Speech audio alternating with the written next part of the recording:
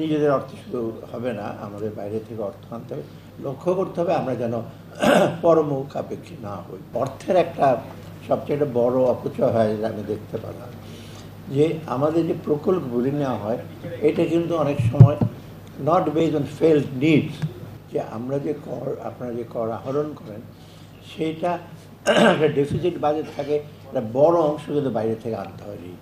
এটা দিন দিন দিনের বোঝা বাড়ছে। আমরা চেষ্টা করব যতটুকু সম্ভব আমাদের নিজেদের অর্থের সংস্থান করে সমস্ত কাজ করে। তবে এটা ঠিক যে নিজেদের অর্থ শুধু হবে না, আমাদের বাইরে থেকে অর্থ আনতে হবে, আর অনেক রকম কারিগরি সহায়তা সেগুলি করতে হবে। তাহলে ইসে করতে হবে, লক্ষ্য করতে হবে আমরা যেন পরমুখাপেক্ষী না হই।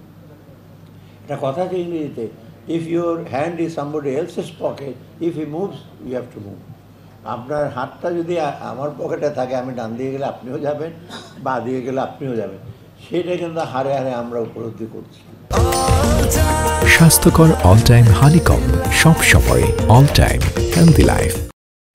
মানে দাতা সংস্থারা যেদিকে বলে যেতে, অবশ্য আমরা এখন চেষ্টা করছি নিজেদেরকে অ্যাসার্ট করতে। ডান দিকে যেতে বলে আমার যাওয়ার কথা বাদিকে, বা বাদিকে যেতে বলে আমার যাওয়ার কথা ডান দিকে, সেটা অনেকাংশে সম্ভব হয় না। সেজন্য আমরা চাই না তাদের উপরে ডিপেন্ডেন্ট হতে। আরেকটা জিনিস, আমাদের অর্থের একটা সবচেয়ে বড় অপচয় হয়, যেটা আমি দেখতে পেলাম, যে আমাদের যে প্রকল্পগুলি নেওয়া হয় এটা কিন্তু অনেক সময় not based on felt needs. আমাদের যেটা দরকার সেটার বিশেষে কিন্তু প্রকল্প আসে। বাইরের থেকে টাকা আসে, আমার অনেক লোক আছে, আবার সেই টাকাটা প্রজেক্টটা আনার জন্য কিন্তু বহু লোক। আমার মনে আছে আমি যখন গভর্নর ছিলাম, একটা বিরাট প্রজেক্ট সাইফুর রহমান সাহেবের কাছে আসলো, কয়েকশো কোটি টাকা, তো হার্ড টার্ম লোন। তো বাংলাদেশ ব্যাংক তো হার্ড টার্ম লোনের সেক্রেটারি।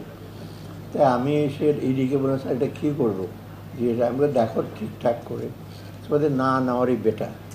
তো বাংলাদেশ ব্যাংকে আমি বলে দেওয়া হবে না। তবে উনি মিটিং ডাকতেন, ইআরডি সচিব, আইআরডি সচিব, সবাই মিলে। গভর্নর তুমি কী বলো? আমি বলি এটা নয়, না ঠিক নয়। আরে এত ভালো প্রজেক্ট, কত সুন্দর প্রজেক্ট, ডকুমেন্টটা দেখো। তাই আমি বলি দেখতে দেখতে সুন্দর, কিন্তু ভেতরে কিন্তু এই ঋণ নিয়ে কিন্তু আমি বিপদে পড়ব। যাই হোক, আমরা এখন একটু চেষ্টা করব একটু বেছে, যেটা আমাদের যেটা দরকার ডেফিনেটলি প্রজেক্ট নেব। সেখানে যদি দেশীয় অর্থ দরকার হয়, হয়তো বাইরে থেকে যে অর্থ আনতে হয় আমরা আনবো।